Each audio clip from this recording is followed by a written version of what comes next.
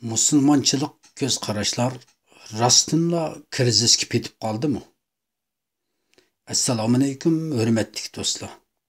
Biz vatandan haqiqatan sap va samimiy ko'z qarashlarimiz bilan, pok diniy aqidalarimiz bilan chet ellarga chiqqan edik. Bizning kallamizda yaxshi hamon yaxshi, yomon hamon yomon edi. Musulmonlarning do'sti qayoshi edi. Musulmonlarning manfaatiga musulmonlar chapon yapatdi.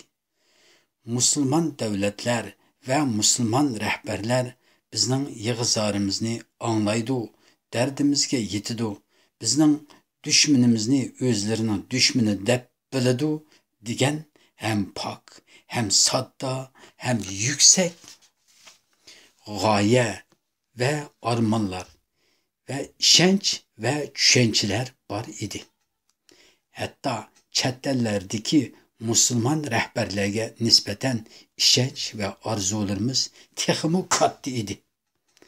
Biz qalbimizda ularni o'zimizning otalarimizdanmi chora bilib, samimiy qalblarimiz bilan ularga talpingan edik. Musulmon mamlakatlarni texmi cho'ng bilgan edik. Lekin amaliyat qandoq bo'ldi? Men bu savolga faqat yaşasın xalq, yaşasın oq ko'ngil, samimiy oddiy insonlar debla javob bera olmayman. Chunki bildikki, biz cho'ng bilgan, ishongan musulmon mamlakatlar va rahbarlar amaliyotda bizdimi bek bechora ekan. Ularning putmagan nurg'un jarohat yaralari bo'lib, uningdan qutulish uchun biz yomon ko'rgan shu Allohning va insonlikning dushmani bo'lmish butkul dunyoga mustabidlikni, chiriklikni, axloqsizlikni eksport qilayotgan razil kommunist Xitoylarning qosh qapoqlariga qarab, ulardan yordam ve meblag tilab yürüvatkan halde iken. Bu musulmon memleketler ve rehberler Xitayning oldidagi mushu boyun qisiq holatlarini bo'lsa, keng xalqqa diplomatiya ve aql bilan ish ko'rish degandek chiroyli so'zlar bilan tushuntirishga odatlangan ekan. Xitoy hatta bazı devletlerinin allaqachon iqtisodiy jon tomiriga aylanib bo'lgan bo'lib, bu mamlakatlar qaraganda Xitoyning yordamidan ayrilsa tugishib ketadigandek holatda edi. Hatta biz bilan tili, dini, madaniyati o'xshash ba'zi mamlakatlar Xitoyga bo'ynigacha qarzga bo'g'ilib, qarzlarini qaytara olmay, yerlarini Xitoylarga uzun muddat ijaraga berib, mushukning oldidagi chashqandek holatda yashab o'tibdi. Demakki, Xitoyga mustamlika bo'lib qolgan yolg'iz bizlar emas o'xshaymiz. Bizning qiblimizning egisi bo'lgan Saudiya Arabistondek boy mamlakatlarmi dushmani Iron bilan Xitoy nupuzini talishib cho'nqur musobaqalarga tushib ketibdi. Biz vatanda qinimizni ichiyotgan razil Xitoyni yomon ko'rganligimiz uchun uning bunchalik qudratli ekanligini bilmabdik. Chet elga chiqib biz ishongan musulmon mamlakatlarning hammasi shu Xitoyning mablag'iga, texnikasiga va yordamiga, hatto qo'llashiga muhtoj ekan. Söyümlük Uyghur qarindoshlarım, biz musulmon mamlakatlarning biz uchun yordam berish u yoqda tursin, bizni turkumlab Xitoyga setib hajlamayotganligidan cheksiz xushal bo'lsak bo'lgudek. Lekin shu musulmon mamlakatlar ichida bizni Xitoyga setib berib hajlayotganlarmi yo'q emas.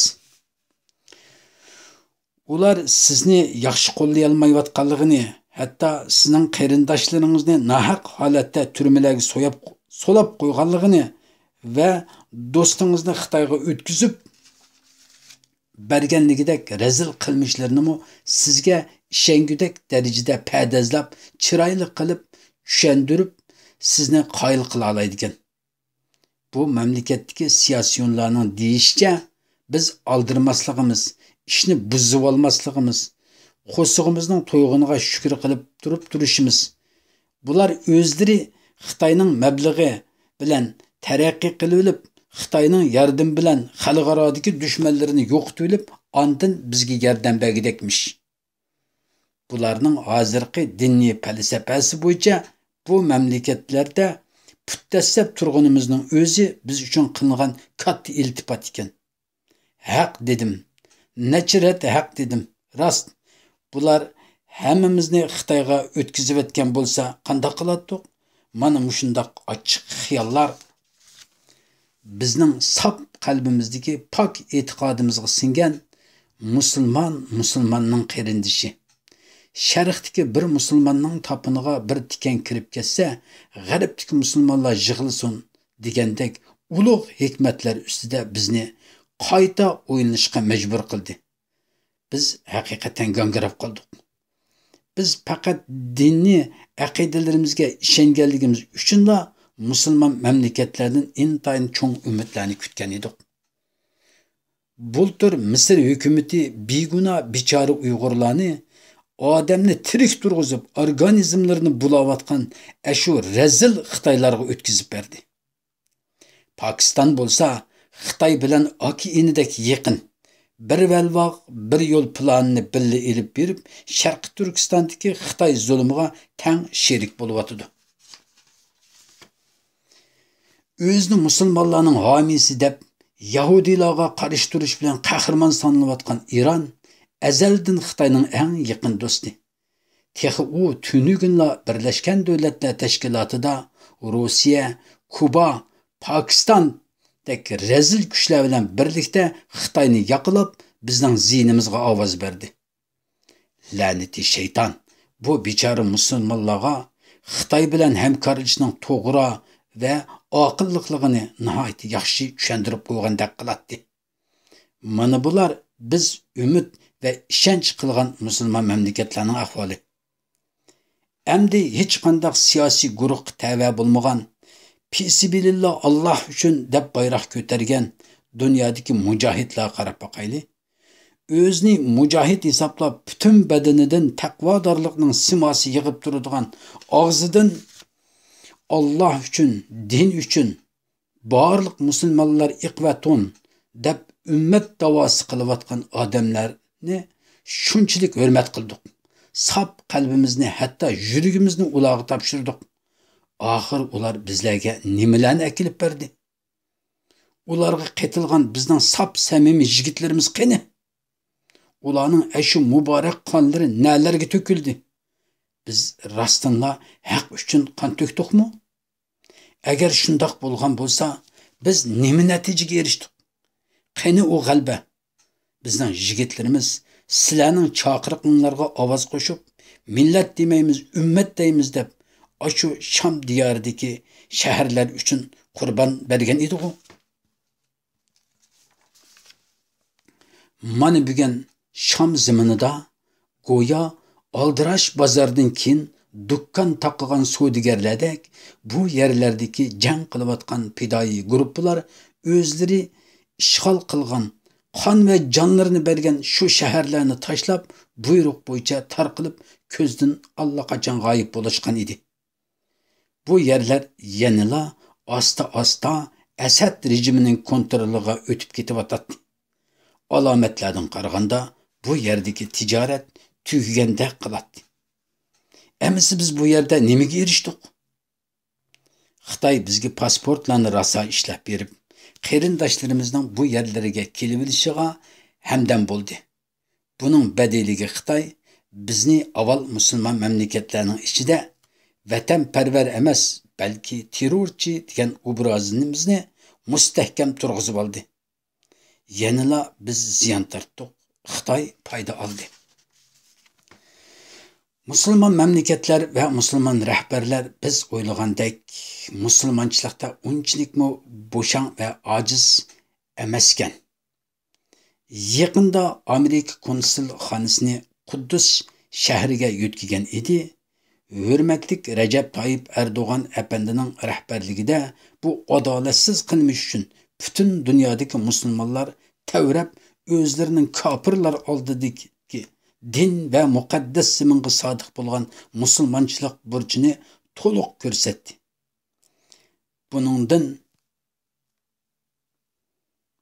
Buningdan men chunqur ta'sirlandim ve yanıla kamerlarda xitoylashtirilayotgan ulug' Ramazonda haraq ichkizilayotgan bichora xalqim ko'z oldimga keldi. Öz ana tilidan ayrilib qolayotgan 3 yoshlik narisidi balalar numuslari dafsanda qilinayotgan och sing'illarim,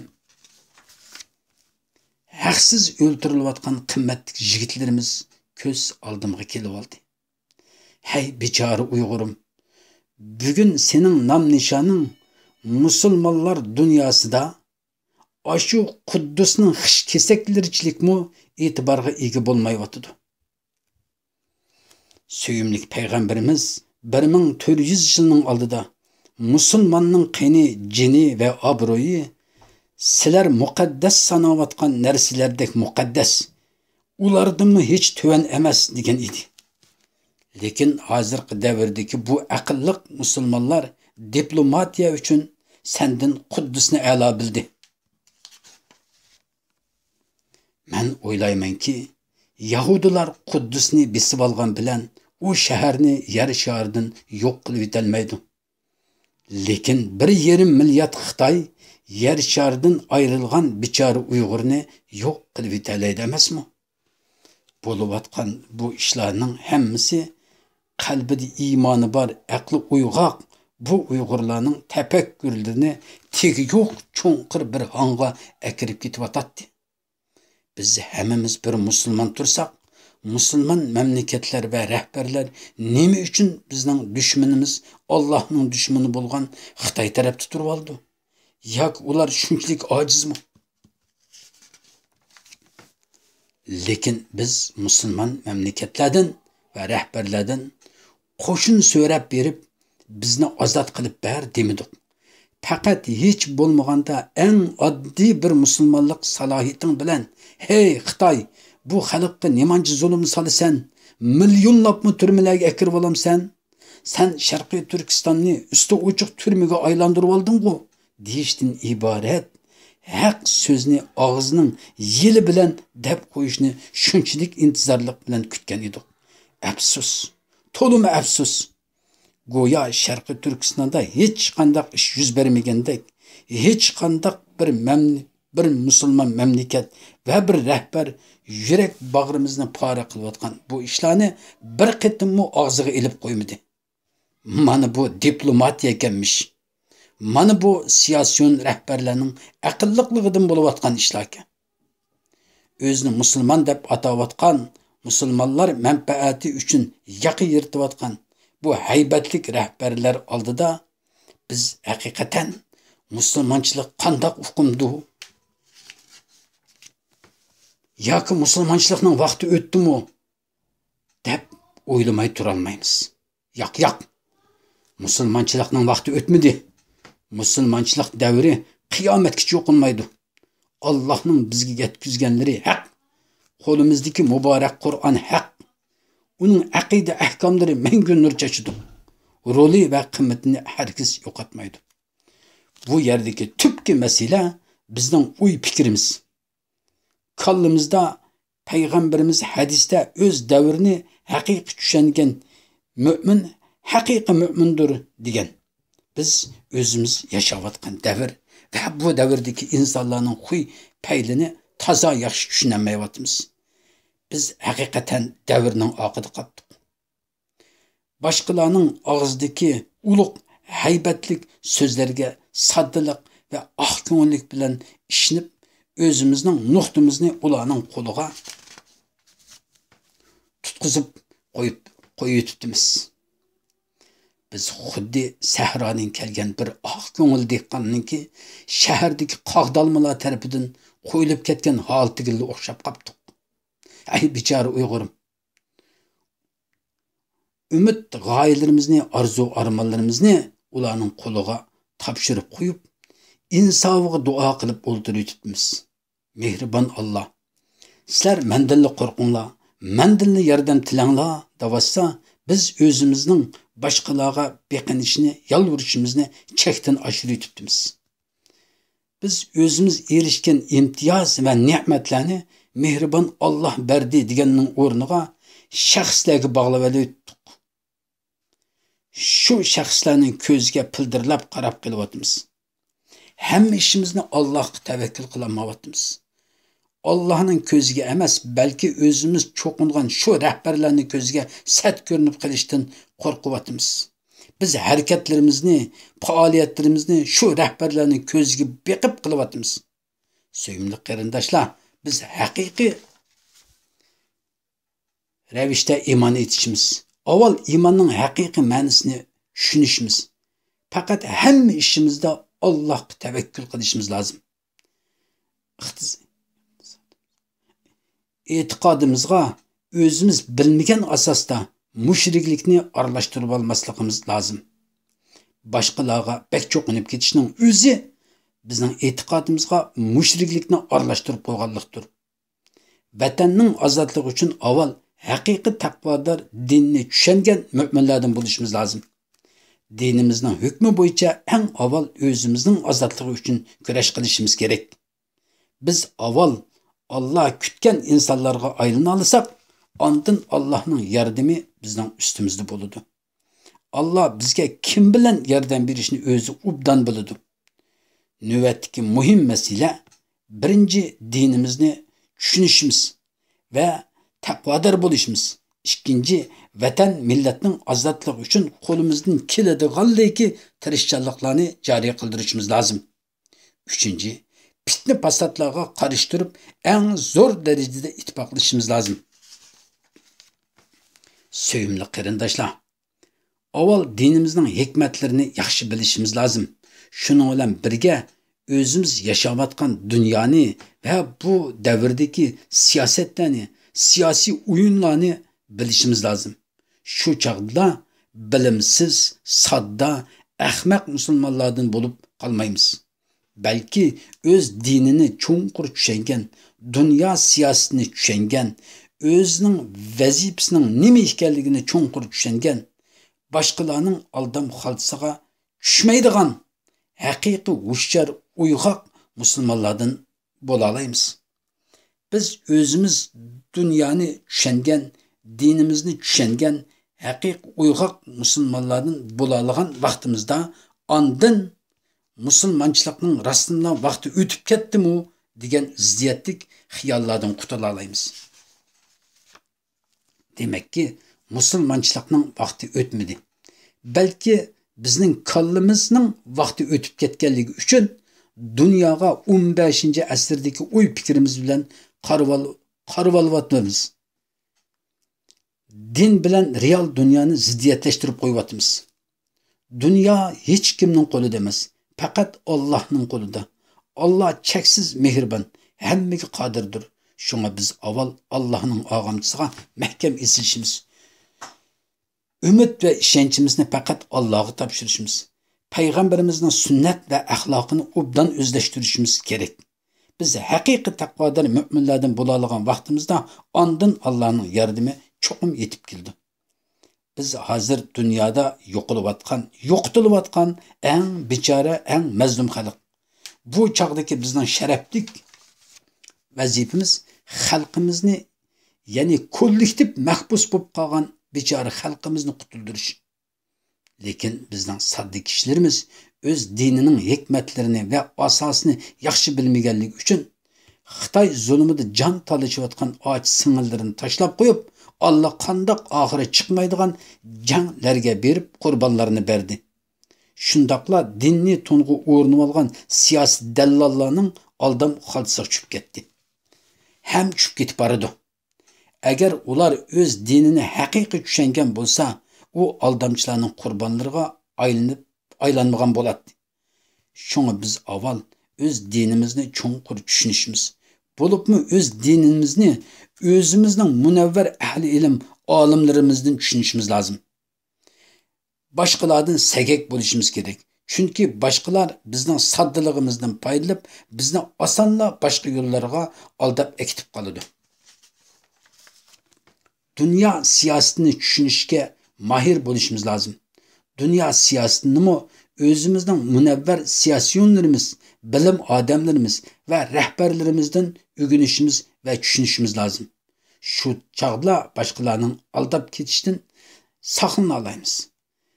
Dinimizning hukmi bo'yicha hozirgi eng cho'ng va eng ta'xirsiz vazifamiz mahkum xalqimiz va qo'ldan berib qo'ygan vatanimiz uchun kurash qilish. Navbatda bizning buningdan boshqa hech qanday vazifamiz va qarzimiz yo'q. Dunyo vaziyatidan ilib aytganda butkul mamlakatlar qandoq bo'lishdan qat'iy nazar o'z davlatining manfaati, o'z hokimiyatining manfaati uchun kurash qiladi. Bunu bilishimiz kerak. Sizning manfaatingiz uchun, sizning ozodligingiz uchun ular kurash qilmaydi. Siz buni cho'nqur tushunishingiz lozim. Ular uchun siz muhim emas, ular uchun o'z mamlakati muhim. Shunga Saudiya hukumatimi o'z manfaatini qo'g'dash uchun siz bilan emas, Xitoy bilan do'st. Manfaat vajidan Qozog'istonmi sizning yig'iz-zoringizga quloq solmaydi. Davlat manfaati uchun Iranmi Birlashgan Davlatlar Tashkilotida Xitoy tarafda turib sizga qarshi ovoz berdi. Davlatning navbatdagi manfaati uchun Turkiyami Falastin uchun shunchalik qurbonlar bergan bilan biz uchun u rahbarlar unchalik qurbonlar berolmaydi. Demakki, hamma hukumatlar uchun avval o'z davlatining, o'z xalqining manfaati va omonligi eng muhim. Amaliy ma'nodan aytganda bular ancha xato emas. Emas biz qanday qilishimiz lozim? Biz cho'qim dunyo siyosatini tushunishimiz, o'z manfaatimizni eng yuksak o'ringa qo'yishimiz, boshqalardan qarg'ularcha umid kutib o'ldirmay, o'z kurashlarimizni o'zimiz elib berishimiz, yo'l ochib olg'a ilgarilashimiz kerak. Muhimi musulmon mamlakatlarni tillab yurmay, ulardan yomonlabmi yurmay, ularning siyosatidan o'zimiz uchun foydali omillarni tepib chiqib, shu mamlakatlarning qonunlaridagi foydali omillardan ustalik bilan foydalanib, qanchalik ish qila olsak, shunchalik ish qilishimiz lozim. Bizning bu mamlakatlardagi bor imkonlardan mayirlik bilan foydalanishimiz, shu mamlakat rahbarlarini va hukumatlarini qog'ab yurgunimizdan ming hassi yaxshi. Davlat manfaati ba'zi rahbarlarni va hukumatlarni ba'zida bizga chapan yapolmaydigan holga keltirib qo'ygan bilan bilishimiz kerakki, ammo shu mamlakatlardagi keng xalq mangu biz tarafda. Suyumlik turk xalqi bo'lganligi uchunla biz Turkiyada put dastlab turyapmiz. Ahko'ngil qozoq xalqi bo'lganligi uchunla biz nurg'un ishlarimizni shu zaminlarda vujudga chiqarish imkoniyatiga ega bo'la oldik. Mayli Qirg'iz xalqi, mayli Pokiston xalqi, mayli Arab xalqi, hammasi bizning do'stlarimiz. Ularning ichida haqni biladigan, bizni yoqlaydigan nurg'un qimmatli qarindoshlarimiz bor. Biz qiyodash va ochiq tufayli har qaysi mamlakatlardagi xalqlarni o'zimizga dushman qilib olishdan qat'iy saqlanishimiz lozim. Davlat manfaati hozirgi dunyoda e'tiqodi o'xshamagan xalqlarni do'st qilib qo'yibdi. Masalan, Falastin xalqi davlat manfaati uchun kommunist Xitoy bilan izchil yaxshi do'st bo'lib kelyapti. Davlat manfaati Turkiyani Rossiya bilan yaqinlashtiryapti. Amaliyotda davlatning omonligi uchun bu xato chora tadbir emas. Chunki dunyodagi tub masala hozir diniy masala emas. Amaliyotda dunyodagi tub masala davlat manfaat masalasidir. Buni cho'nqur bilishimiz lozim. Davlat manfaat masalasi mana hozir Iran bilan Rossiyani eng yaqin do'stlarga aylantirdi. Biz dunyo siyosatini mushundaq cho'nqur tushungan, ondan o'z manfaatimizni tushunganda, ondan o'z manfaatimizni qo'g'day olamiz. Ishimizni vujudga chiqara olamiz. Biz özümüzning jonijon manfaat nuqtasidan o'ylashganimizda Xitoy bilan qaysi davlat, qaysi hukumat dushman bo'lsa, shu davlat, shu hukumat bizning do'stimiz. Shunga biz endi dunyoga tor doiradagi musulmon kofir ko'z qarashi bilan emas, keng doiradagi o'rtaq manfaat ko'z qarashi bilan qarashni o'rganib olishimiz lozim. Shunda qilgan vaqtimizda o'rtaq manfaat ustida biz bilan birga turayotgan ba'zi davlatlarni nodonlik bilan dushman qilib olib, o'zimizga foydasiz vaziyat shakllantirishdan saqlana olamiz. Masalan, hozir o'rtaq manfaat nuqtasidan İran biz uchun do'st emas. Balki Hindiston biz uchun do'st. Shunga o'rtaq manfaat nuqtasidan do'stlarimizni rad turg'izsak, bu radning ichida musulmon mamlakatlarmi, musulmon bo'lmagan mamlakatlarmi bor bo'ladi. Biz bu reallikni e'tirof qilishimiz lozim. Ulardan unumli foydalanishni bilishimiz lozim. Biz mushundaq aqlliq va zamonaviy odamlardan bo'lgan vaqtimizda ondan ishimizni g'albaga erishtirib olamiz. Musulmonchilikning vaqti o'tib ketdimi deb boshqalardan yomonlab kirzislarga petib qolmaymiz. Ve bazı musulmonlardan qarg'ularcha yordam kutib manfaatimizni uqtirib qo'ymaymiz. Shunga biz xam xiyolga berilgan ahmaq musulmonlardan emas, balki hozirgi dunyo siyosatini tushungan, o'z manfaatini tushungan, navbatdagi vazifasini tushungan, ham taqvodor, ham zamonaviy, ham qalbi uyg'oq, hushyor musulmonlardan bo'lishimiz lozim. Kim nima deyishdan qat'iy nazar, qandoq ulug' so'zlarni, mashhur chaqiriqlarni qo'yishdan qat'iy nazar, uning davatqini vatan va millat manfaati uchun foydalikmi emasmi? Mana mushunga qarashimiz lozim. Bu bizning tarozi mizonimiz. Bizning adolat tarozimiz. Vatan va millat manfaati bo'lish kerak. Shu chaqda ezib ketmaymiz. Suyimli qarindoshlar, yuqorqilar mening tahlilim. Bu tahlillarda to'g'riliq bo'lsa, bu mehribon Allohning menga qilgan yordami va rahmati. Agar xatoliklar bo'lsa, bu mening bilim va tajribamning yanada oz va ojizligi.